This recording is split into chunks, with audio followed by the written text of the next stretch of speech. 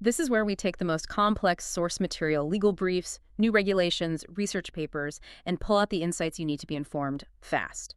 And today, we are really jumping into a perfect storm of digital regulation, geopolitics, and, well, a record-breaking fine. I mean, the news just dropped this week, and it was big. The Mhm. European Commission issued its very first formal non-compliance decision under the Digital Services Act, the DSA.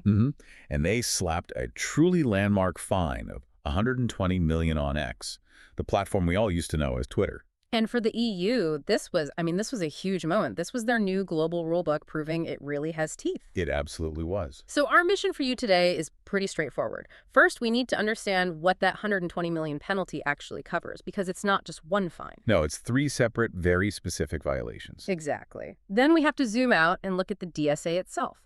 What is this massive rulebook? How is it built? And who is it really targeting?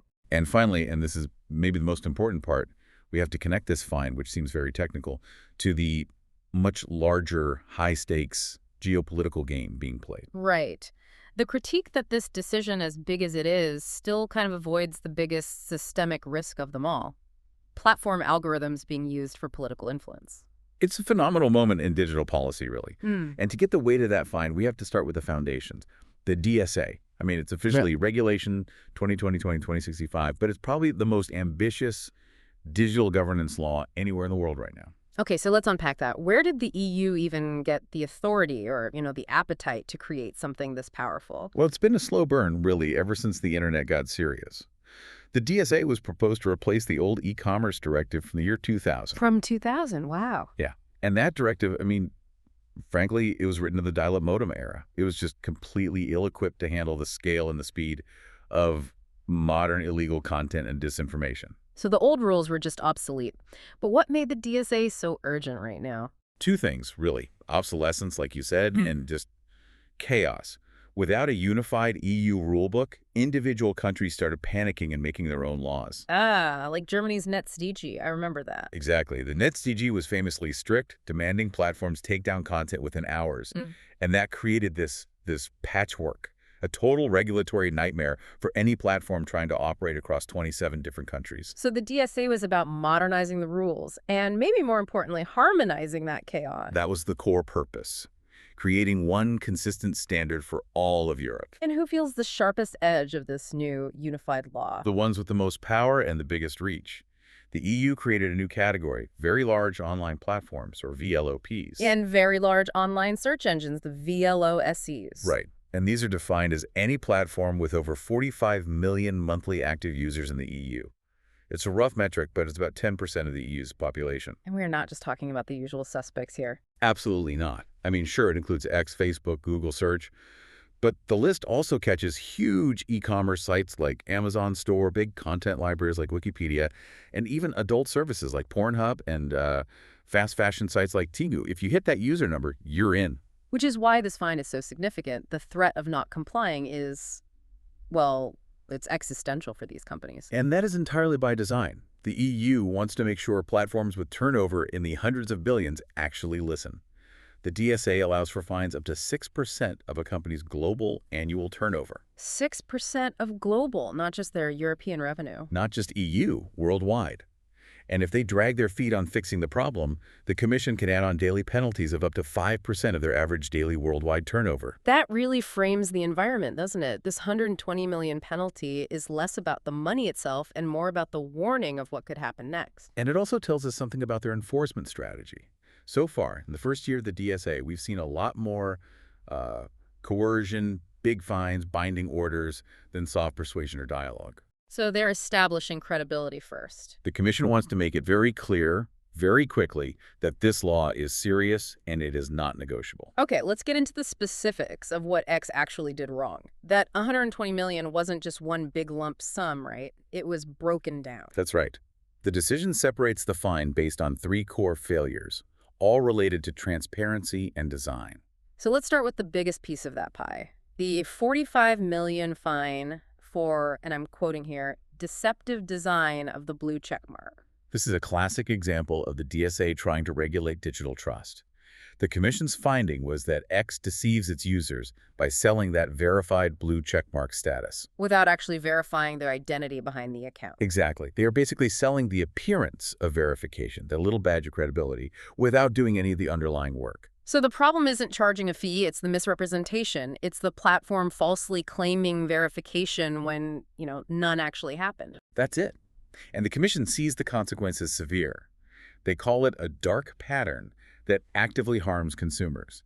When you can't tell which accounts are legitimate, it makes it so much easier for people to be exposed to scams, to manipulation, to high-profile impersonation fraud. You think you're following a verified government agency, but you have no real way of knowing for sure. And X has been given 60 working days to propose specific measures to stop doing this. It's like they were fined for selling a really fancy, expensive box that everyone assumes has a Rolex inside. Mm-hmm. But when you open it, there's just a toy watch. They were selling the box, not the watch. That's a perfect analogy. Selling the signal without the substance. Okay, so the remaining $75 million was split between two other issues, and both of these seem to focus squarely on transparency. Precisely. We're talking about transparency for advertising and required data access for researchers. Both are about preventing hidden influence. Let's take the $35 million fine for advertising first. What exactly did X fail to do? They failed to provide a transparent advertising repository, basically a public, searchable log of every single ad running on the platform. And the DSA requires this so that anyone can see who paid for an ad and why they're seeing it. Yes, so users, journalists, regulators can clearly see who paid for content, why they're being targeted, and critically, how much money is being spent on political or controversial messages. Without that repository, any scrutiny of influence operations is just impossible. Okay, and the last piece of the fine, the $40 million, was about researcher access to public data. Why is that so important? This is crucial for democracy. Sure. Under the DSA, these huge platforms have to give vetted researchers and nonprofits access to public, non-personal data. And why is that? So that these independent third parties can detect, identify, and understand what the DSA calls systemic risks. Things like targeted disinformation campaigns, polarization, foreign interference happening inside the EU. X failed to provide that access, which basically crippled independent oversight. And for both of those breaches, the ads and the researcher access, they have 90 working days to submit a concrete action plan. It's clear the EU is serious, but it is worth pointing out they're not totally inflexible. We saw that with TikTok, didn't we? That's a great point. Yeah. TikTok avoided a fine in a separate case by committing to permanently withdraw its TikTok Lite rewards program, which had raised concerns about being addictive for minors. So the goal is to get a firm commitment, to get a real remedy, not just to collect fines. The remedy is the priority. Mm-hmm. But this is also where we get to the bigger, trickier regulatory challenge. Because while these fines for design and transparency are historic, there's a serious critique here. And that brings us to the geopolitical elephant in the room. This $120 million fine, it addresses the surface of the platform, how it's designed, what data it shares.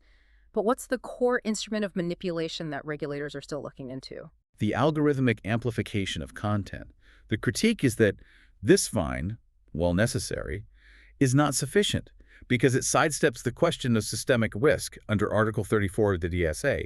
It sidesteps the algorithm itself. So the ongoing investigation into X is really about, well, the suspicion that it's systematically amplifying certain political content and suppressing other content. Exactly. The algorithm is the ultimate gatekeeper. It decides whose voice gets boosted into a mass movement and whose voice just disappears. Let me put it another way. The blue check fine is like fining a newspaper for lying about its circulation numbers on the masthead. Right. But the algorithmic issue, that's like investigating the newspaper for only printing articles that benefit a specific foreign government and systematically burying everything else on the back page. That's it. You're regulating the selection and prioritization mechanism itself. And this isn't happening in a vacuum. I mean, it's taking place under immense political pressure, isn't it? There have been reports of campaigns against these European digital laws. That's a key part of the context, yes. Sources close to the Commission have noted significant and sustained pressure.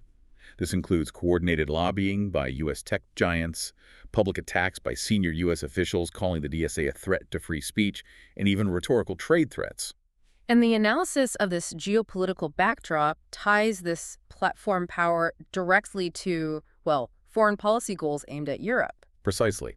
According to reports and analyses cited in EU policy circles, this is all framed as a key issue of digital sovereignty. There are explicit concerns that the strategic use of these platforms by non-EU actors is designed to influence political outcomes within Europe. Can you elaborate on that a bit? What kind of influence are we talking about? Well, the concern being raised is that systematic algorithmic amplification, which reportedly favors far-right or openly pro-Putin narratives, aligns with political agendas that seek to challenge the legitimacy of the EU itself. So it's not just about commercial interests anymore. No. The fear is that platform power is being used as an instrument for targeted, systematic political manipulation in allied democracies, potentially supporting, patriotic or anti-establishment parties across the continent. That puts the continuing DSA investigation into X's recommendation systems in a whole new light. The EU is essentially trying to mandate political neutrality inside these private global recommendation systems. It's the highest of high stakes, and it just shows the sheer breadth of the DSA's mandate. I mean, we need to remember that while the headline fine went to a VLOP, the law is fundamentally about digital fairness for all consumers. It goes far beyond just political content. That's a great transition. Let's pivot to that broader scope digital fairness and these so-called dark patterns. We touched on deceptive design with the fine, but what does the DSA actually say about dark patterns in general? Well, the DSA prohibits deceptive design practices, but it doesn't give a specific legal definition for the term dark patterns. Instead, it hooks into existing consumer law, particularly the Unfair Commercial Practices Directive, or UCPD. So it targets commercial practices that are unfair because they exploit our biases as consumers. Exactly. The law is adapting. It's recognizing that the average consumer isn't just a perfectly rational actor anymore. We are people whose attention and biases can be actively manipulated by online design. So the courts are being encouraged to actually look at behavioral science. Yes, exactly. The shift is about acknowledging our digital vulnerability.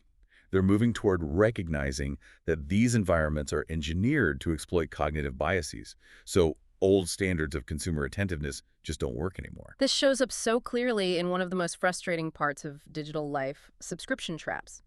Can you give us a practical example of how the DSA or related laws are taking these apart? The big focus is on transparency around conversion. So when a platform offers you a free trial or a trial for just a few cents before it converts to a full paid service, the DSA and national laws are moving to require express and separate consent for that conversion. You have to actively agree to the paid service after the trial, not just when you sign up for the trial in the first place. And we're seeing practical requirements to make just canceling easier too, right? Absolutely. The goal is parity. If it's easy to sign up with a click, it has to be just as easy to cancel with a click. We're seeing this in German consumer law already, which now requires a mandatory termination button. So if you signed up online, there has to be a big, clear button that says, terminate the contract here. Exactly. No more hunting through menus or being forced to call a premium rate number to cancel something you bought online. It makes the process of leaving as simple as the process of joining. That's exactly the kind of fairness the DSA seems to be aiming for. It reflects this realization that the digital world needs a fundamental reset toward integrity, not just on foreign interference, but in our basic commercial dealings. Okay, so let's wrap this up.